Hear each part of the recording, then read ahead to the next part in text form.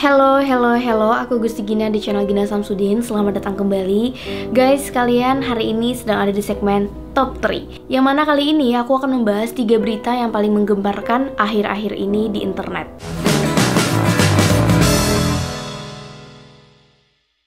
Berita pertama yang tentu aja membuat kita kaget, sekaget-kagetnya termasuk aku, yaitu kematian dari kontestan Indonesian Idol Melissa Sidabutar.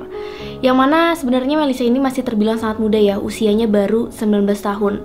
Melissa Sidabutar ini, atau biasa dipanggil dengan Melissa Idol, dia adalah kontestan idol di season ini atau special season. Kabar meninggalnya Melissa Idol ini pertama kali di-share di Instastory oleh Alicia Belinda. Menurut Alicia, si Melissa ini sudah mengeluhkan kesehatannya kepada ibunya. Pada hari Senin kemarin, dia bahkan mau dibawa ke rumah sakit. Akan tetapi pada waktu itu, Melissa menolak dengan alasan takut kena COVID-19. Karena di hari Senin itu tidak dibawa ke rumah sakit, kondisi dari Melissa ini bisa dibilang cenderung melemah. Dan di hari Selasa, di siang harinya Melissa sudah dibawa ke rumah sakit oleh keluarga. Tepatnya ke Rumah Sakit Taman Harapan Baru di Bekasi, lalu ke Rumah Sakit Citra. Tapi sayangnya guys, menurut keterangan Instastory Elisa Belinda, di Rumah Sakit Citra itu tidak memiliki alat CPR. Dan akhirnya pada jam 5 sore, dokter mengeluarkan surat keterangan kematian. Tentu aja keluarga yang mendapatkan kabar itu sangat shock, bahkan sulit menerima karena Melissa ini terkesan tiba-tiba. Kabar dari meninggalnya Melissa ini pun menyebar di internet dengan cepat. Termasuk kabar ini pun aku dengar dan aku pribadi sangat sedih sih. Karena tadinya Melissa Idol adalah salah satu jagoanku, walaupun di Indonesian Idol Special Season ini dia tidak berlanjut ke showcase. Satu hal yang menjadi perhatian publik, terutama netizen pecinta Indonesian Idol, adalah ketika Melissa menyanyikan lagu di hadapan juri, yang mana pada awalnya dia menyanyikan lagu Emotion dan dilanjutkan juri memintanya untuk menyanyikan lagu yang lain. Nah, pada saat itu Melissa menyanyikan lagu bahasa Batak, yang mana ternyata artinya yang dijabarkan oleh Judika itu seperti tanda-tanda atau semacam pesan tersirat dari Melissa. Bagaimanapun juga, berita duka dari Melissa Idol ini tentu membuat kita sedih, terutama para pecinta Indonesian Idol.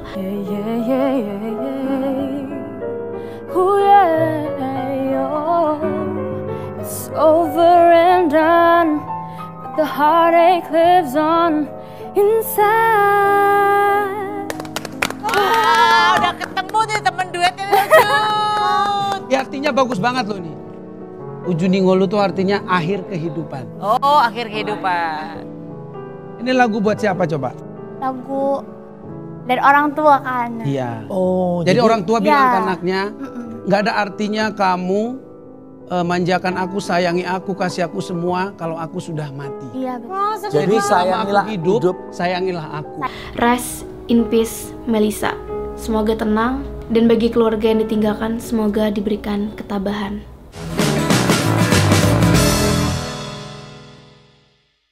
Berita kedua yang juga mengejutkan dunia internet kita adalah penembakan 6 pria Laskar FPI. Bahkan sampai hebohnya sempat trending di Twitter dengan hashtag kami percaya FPI. Kejadian penembakan ini terjadi pada pukul 00:30 waktu Indonesia Barat atau setengah 1 malam pada tanggal 7 Desember 2020 di Tol Cikampek kilometer 50 Jakarta Cikampek. Yang membuat kita sebagai masyarakat merasa aneh tentu saja kronologi yang memiliki dua versi, yaitu versi polisi dan juga versi FPI, yang mana kedua kronologi ini justru berbeda. Singkatnya guys, untuk versi pertama ini adalah versi dari FPI. Kronologi dimulai dengan rombongan keluarga Habib Rizik Syihab pergi dikawal 4 mobil berisi Laskar FPI. Nah, sejak Habib Rizik Syihab ini keluar Sentul, ada mobil yang mengikuti. Kemudian, orang yang tak berseragam berusaha memotong jalur dan menyetop mobil rombongan Habib Rizik Syihab. Lalu para pengawal beraksi untuk melindungi Habib Rizik Syihab tanpa membawa senjata. Dan akhirnya terjadilah upaya penangkapan dan ada sekali penembakan di tahap awal mengenai satu laskar FPI. Dan kemudian satu laskar mengirim pesan suara ke tim lainnya untuk terus berjalan. Dan akhirnya terjadilah penembakan kepada 6 orang pria. Lalu ke-6 laskar FPI ini pun meninggal dunia.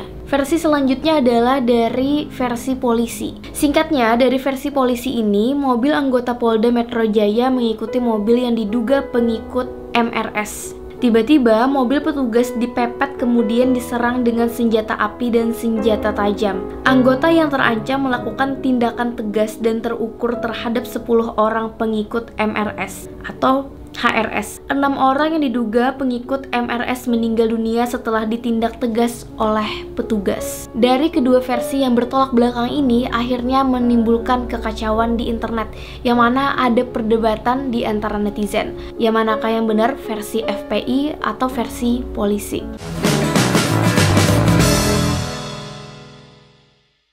Kabar yang ketiga yang tentu saja masih sangat hangat dan juga membuat kita kesal, yaitu Mensos yang korupsi. Menteri Sosial Juliari Batubara telah ditetapkan KPK menjadi tersangka kasus dugaan suap bantuan sosial COVID-19. Nah guys, Juliari Batubara menerima 17 miliar rupiah dari program bansos tersebut. Tega banget sih, kayaknya kasus korupsi di negeri kita itu kayak nggak kelar-kelar gitu nggak sih? Padahal guys, menteri yang satu ini bisa dibilang sudah sangat kaya. Mengutip dari LHKPN KPK, Mensos yang satu ini memiliki harta sebesar 47,1 miliar yang terdiri dari tanah, bangunan, kendaraan roda 4, hingga dalam bentuk surat berharga negara atau SBN. Hai guys, thank you udah nonton video ini. Jangan lupa untuk di-subscribe, nyalakan loncengnya, like, comment, dan share. Karena di channel Gina Samsudin ada 3 segmen yang seru banget buat nemenin waktu kalian. Yang pertama Alkisah, yang kedua Kamu Harus Tahu, dan yang ketiga Top 3. Aku Gusti Gina, bye!